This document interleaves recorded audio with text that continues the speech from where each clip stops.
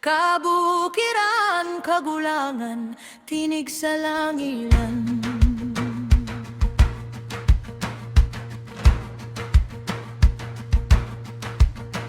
Sa taas ng bukid sa langilan,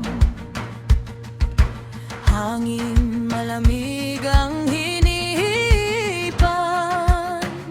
Mga bata'y masayang naglalaro sa ilalim ng punong kawayan at puno.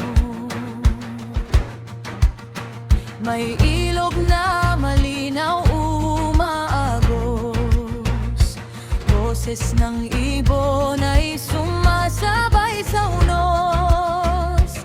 Sa dapog may apoy na nagliliwanag, habang gabi tahimik na sumasapit.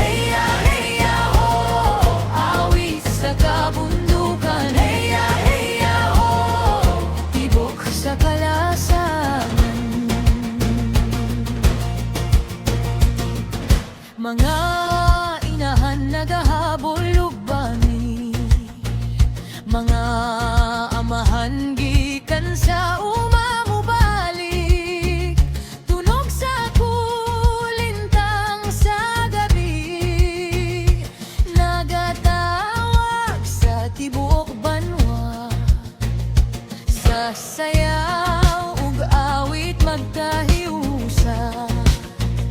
Mga sugilanon sa kagikan gisaysay ni